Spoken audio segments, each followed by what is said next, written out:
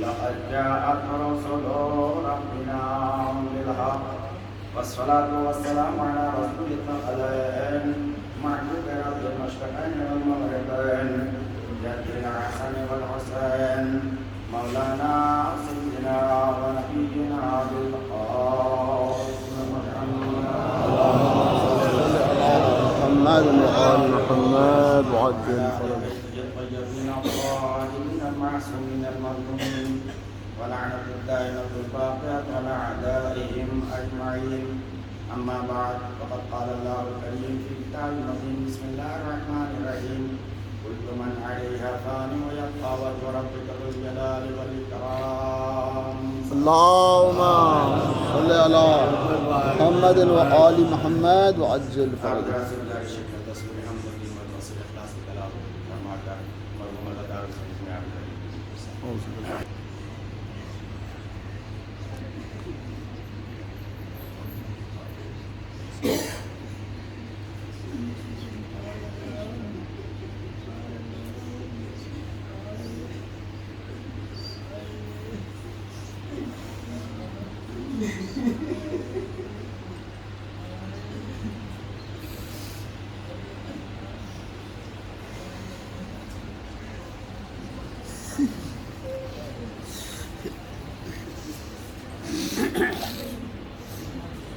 ارشاد باری تعالی کل من علیہا فان،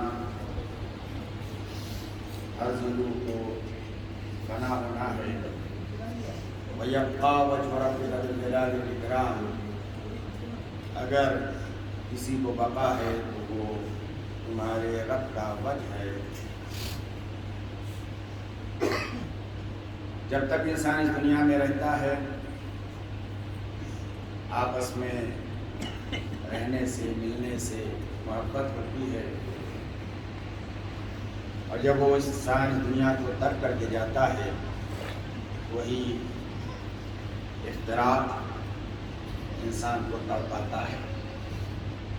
حالانکہ ہمیں پتہ ہے کہ ہم سے جو بچھڑ گیا ہے وہ بچھڑ کے اپنے آقا کی خدمت میں پہنچ گیا ہے، لیکن ہم صرف مفارقت پہ گریا کرتے ہیں۔ محبت تڑپاتی ہے۔ جب تک انسان دنیا میں رہتا ہے اس وقت تک کوئی اسے مرحوم نہیں کہتا، لیکن جب اس دنیا سے چلا جاتا ہے تو اسے مرحوم کہا جاتا ہے، حالانکہ ہم میں سے ہر شخص مرحوم ہے۔ مرحوم کا مطلب کیا ہے؟ مرحوم کا مطلب جس پر اللہ کا رحم و کرم ہو اسے مرحوم کہتے ہیں۔ ہم میں سے کون انسان ایسا ہے جس پہ اللہ کا رحم و کرم نہ ہو؟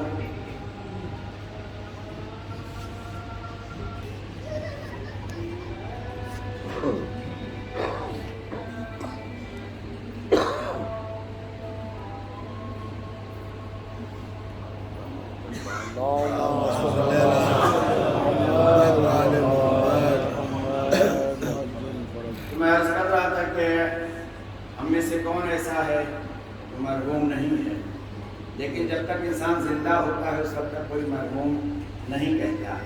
جب جسم سے روح نکل جاتی ہے تب مرحوم کہا جاتا ہے، اور اگر زندگی میں کسی کو مرحوم کہہ دیا جائے تو شاید جو کر دی جائے گا، اس لیے کہ یہ بات لفظ مخصوص کر دی گئی ہے مرنے والوں سے۔ ہمیں اس دنیا میں کیوں بھیجا ہے؟ میں اکثر و بیشتر اس بات کو عرض کیا کرتا ہوں، اگر انسان تین باتوں کی طرف متوجہ ہو جائے، کہاں سے آیا ہے، کیوں آیا ہے اور کہاں جانا ہے، ان تین چیزوں کی طرف اگر انسان متوجہ ہو جائے تو پھر اس کی زندگی سمجھ۔ کہاں سے آیا ہے جب یہ ذہن میں رہے گا تو ہمیشہ اس بات کا خیال ہوگا کہ جس نے ہمیں بھیجا ہے کس لیے بھیجا ہے، یہاں اس دنیا میں ہم آئے ہیں کس لیے آئے ہیں۔ جب اسے تلاش کریں گے تو اپنے مقصد کو پا لیں گے، جب اپنے مقصد کو پا لیں گے تو اس کو پورا کرنے کی کوشش کریں گے۔ تو یہ تین چیزیں اگر انسان کے ذہن میں ہو، کہاں سے آیا ہے، کیوں آیا ہے، کہاں جانا ہے، تو کبھی اس کے ذہن میں تکبر نہیں آئے گا، کبھی اس کے دل میں۔ اس لیے کہ تکبر وہ کرتا ہے جو یہ خیال کرتا ہے کہ جو کچھ بھی ہمارے پاس ہے سب ہمارا، حالانکہ ہمارے پاس جو کچھ ہے سب اللہ کی امانت ہے۔ اللہ جب چاہے، جہاں چاہے، جیسے چاہے ہم سے لے سکتا ہے، اور ہمیں کسی طرح کا عذر کرنے کا حق نہیں ہے۔ انسان کے جسم سے جب روح نکلتی ہے، 3 چیزیں ہیں جو دوستی کا دعویٰ کرتی ہیں۔ اب ہمیں یہ دیکھنا ہے کہ حقیقت میں دوست ہوتا کون ہے، کسے دوست کہتے ہیں۔ عیش و عشرت میں ساتھ دینے والے بہت سے لوگ مل جائیں گے، لیکن مجبوری میں ساتھ دینے والے بہت کم لوگ ملتے ہیں۔ حقیقی دوست وہی ہوتا ہے جو مجبوری میں ساتھ دے۔ 3 چیزیں ہیں جو مرتے وقت دوستی کا دعویٰ کرتی ہیں۔ سب سے پہلی چیز کا نام ہے مال۔ جب انسان کے جسم سے روح نکلتی ہے تو مال دوستی کا دعویٰ کرتا ہے۔ دوسری چیز کا نام ہے اولاد، اولاد دوستی کا دعویٰ کرتی ہے، اور تیسری چیز کا نام ہے اعمال۔ یہ 3 چیزیں ہیں جو مرتے وقت مرنے والے سے دوستی کا دعویٰ کرتی ہیں۔ اب ہمیں یہ دیکھنا ہے کہ ان تینوں چیزوں میں سے کس کو ہم اپنا دوست بنائیں۔ دنیا میں ہم کس کو اپنا دوست بناتے ہیں؟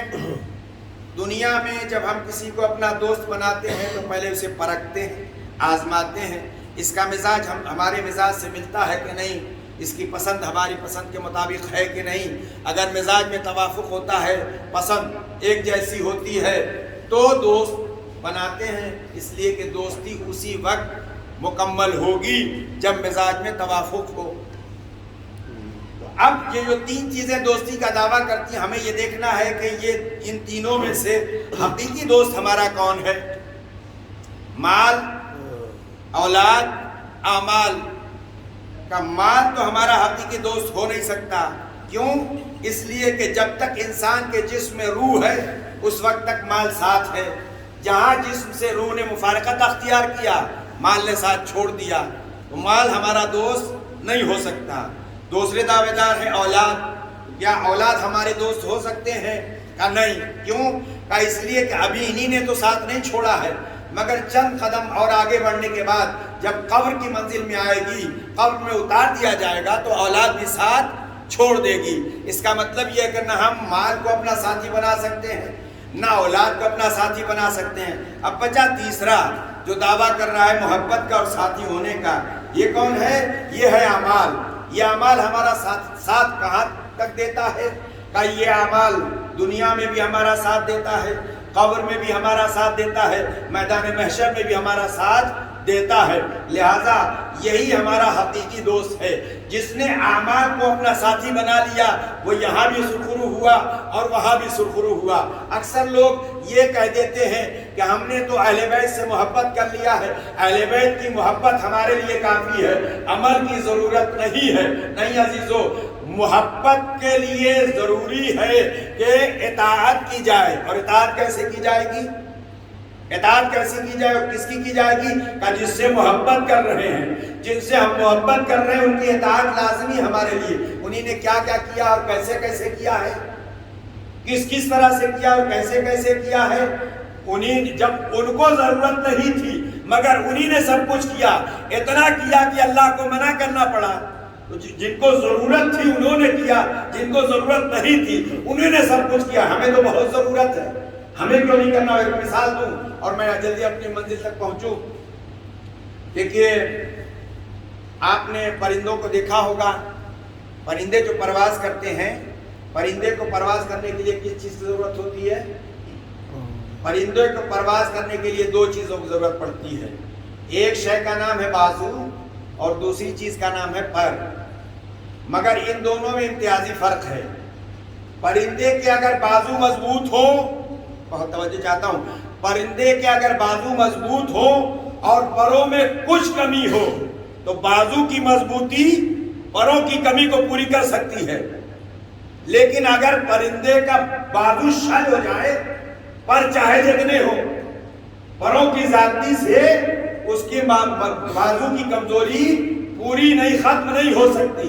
ایسے ہی اللہ نے انسانوں کو بلندی تک پہنچنے کے لیے دو چیزیں عطا کی ہیں. ایک چیز کا نام ہے عقیدہ اور دوسری شے کا نام ہے عمل. اگر انسان کا عقیدہ مضبوط ہو اور عمل میں کچھ کوتاہی ہو تو عقیدے کی مضبوطی عمل کی کوتاہی کو دور کر سکتی ہے. لیکن اگر انسان کا عقیدہ کمزور ہو، اعمال چاہے جتنے زیادہ ہو، اعمال کی ذاتی سے عقیدے کی کمزوری دور نہیں ہو سکتی ہے. صلوات بھیجئے محمد اللہم صلی علی محمد وعلی محمد وعجل فرجہ. وہ خدا اعلان کر رہا ہے ہر چیز کو فنا ہے، صرف بقا اگر ہے تو اللہ کے وجہ کو. تو کیا اللہ بھی ہماری طریقے سے چہرے والا، ہماری طریقے سے جسم والا ہے جو اس کا چہرہ باقی رہے گا؟ کہ نہیں. وجہ سے مراد چہرہ نہیں ہے. ہم ایک دوسرے کو پہچانتے کیسے ہیں؟ ایک دوسرے کو ہم کس طرح سے پہچانتے ہیں؟ چہرے کے ذریعے سے پہچانا جاتا ہے. اگر کسی کا چہرہ ڈھک دیا جائے تو پھر وہ انسان پہچان میں نہیں آئے گا. انسان چہرے کے ذریعے سے پہچانا جاتا ہے. اللہ کیا کہہ رہا ہے؟ دنیا کی ہر چیز کو فنا ہے، صرف بقا اس کے وجہ کو ہے. تو اب ہمیں یہ دیکھنا ہے کہ اللہ کن کے ذریعے پہچانا گیا، اللہ کا تعارف کس کے ذریعے سے ہوا، اللہ پہچانا کیسے گیا. جب ہم نے جستجو کرنا شروع کیا تو حدیث قدسی نے پڑھ کے آواز دیا، کن تو کنزم مخفیہا، میں چھپا ہوا جواہرات کا خزانہ تھا.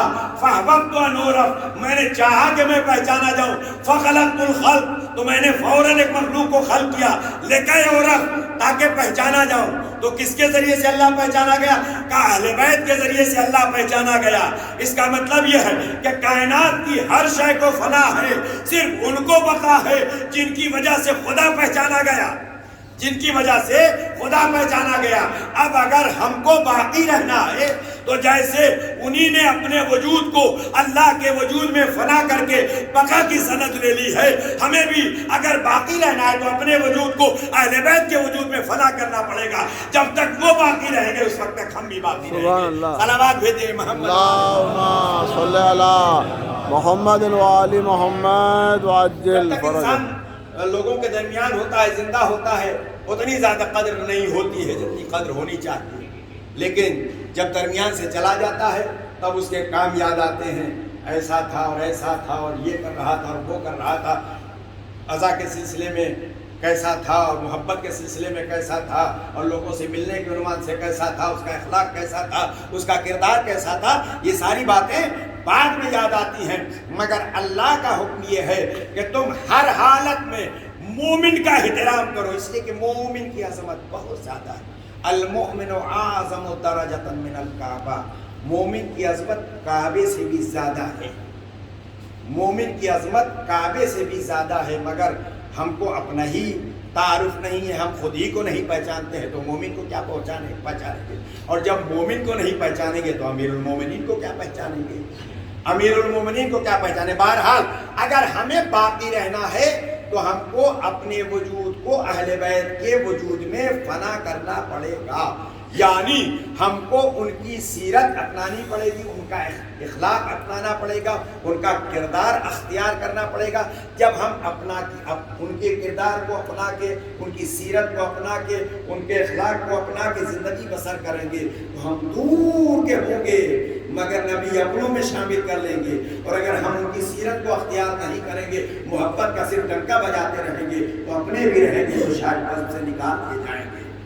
لہذا ہمیں اگر باقی رہنا ہے تو اہل بیت کے دامن سے متمسک ہونا پڑے گا. اس کا لاکھ لاکھ کرم ہے کہ اس نے ہر چیز کی رہنمائی کر دیا.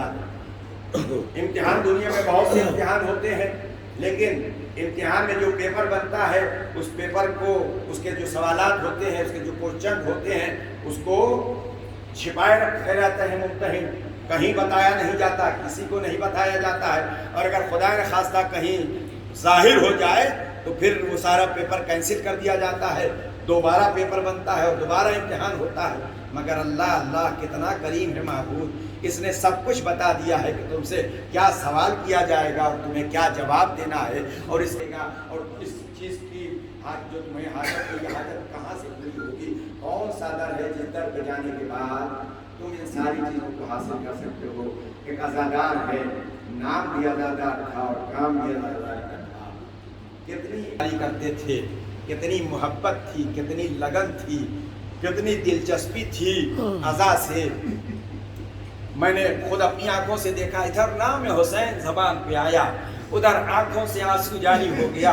ये आंखों से आंसू का निकलना इस बात की अलामत है कि दिल में सही तरीके से मोहब्बत ने जगह कर रखी है। हाँ, यकीनन हमारे दरमियान से जब कोई गुजरता है तो हम उसका तज़किरा नहीं करते, हम उसकी मुसीबतों को बयान नहीं करते, हम उसका तज़किरा नहीं करते, बल्कि हम उसकी मुसीबतों को बयान करते हैं, उसका तज़किरा करते हैं, जिसका तज़किरा करने वाला कोई नहीं था, जिस पे रोने वाला कोई नहीं था। या शायद मैं गलत कह गया, रोने वाले थे मगर रोने नहीं, रोने वाले थे मगर रोने नहीं दिया जा रहा था, क्रिया करने वाले थे मगर क्रिया नहीं करने दिया जा रहा था। मैं सबसे पहले मरहूम के भाई की खिदमत के 2 लफ्ज़ है। यकीनन भाई कुव्वते बाजू होता है। हमने मैदान करबला में देखा है कि जब शहीद मैदान करबला में जाता था, जाकर अपनी जान को राह खुदा में कुर्बान करता था, मेरा मजलूम इमाम मक्तल में जाता था और मक्तल में जाके उस शहीद के जनाजे को लाता था, मगर ज़बान में कोई ज़िक्र नहीं आता था। लेकिन जब भाई ने आवाज दिया, ए मेरे आका मदद को आइए, एक मरतबा कमर को थामा, अलान इनका सरा ज़हरी, ए भैया तेरे मरने ने कमर तोड़ दी।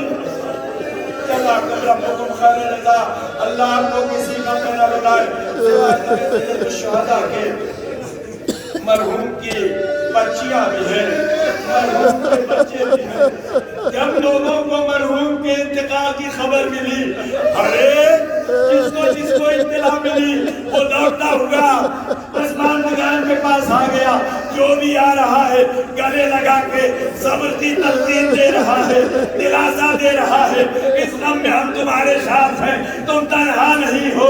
किसी ने किसी को तमाचे तो नहीं लगाए, किसी ने किसी को ताज़ियाने तो नहीं लगाए। हाय मैदान करबला में है, मजलूम करबला को बेदर्दी से शहीद किया गया। और जब बच्ची बाप की मुबारकत में गिर जाती, कोई तमाचे लगाता था, कोई ताज़ियाने से अज़ियत पहुंचाता था, कोई यानी की अज़ियत पहुंचाता था। बच्चियां जनाजे की ज़ीनत होती है, बच्चियां जनाजे की ज़ीनत होती। अभी जनाजा घर से निकला, जब जनाजा घर से निकला, बच्चियां कलक मार के दिल खोल के रो रही थी, बाबा को अलविदा कह रही थी। मगर हाय सकीना, जब भी अपने बाबा पे रोई, कभी तालियां में लगे, कभी तमाचे लगे। बेटा था मैदान करबला में, मैं मरहूम के बच्चों के लिए 2 फिक्रे और दुआ। बेटा भी था मैदान करबला में, मगर बेटा कैसा था? बाप की शहादत के बाद जालिमों ने उस बीमार पे भी रहम नहीं किया, हाथों में हथकड़ियां, पैरों में बेड़ियां। मैं मरहूम के बच्चों की खिदमत में दस्ते अदब जोड़ के अर्ज करूंगा, अरे आपके हाथ तो खुले थे, आपके हाथ तो खुले थे, आपने अपने बाबा को गुस्ल भी दिया, अपने बाबा को दफन भी दिलाया। अभी आपके बाबा का जनाजा उठेगा, शान से जनाजा उठेगा, कब्रिस्तान में ले जाके दफन कर देंगे। मगर आज कोई सज्जने सच्चार से पूछे अपने बाबा के जनाजे में जब आए, हालत क्या? हाथों में हथकड़ियां, पाँव में बेड़ियां, कैद करके गिरफ्तार करके जिधर मजलूम का जनाजा पड़ा। अरे जब मेरा बीमार बाप अपने बाबा के जनाजे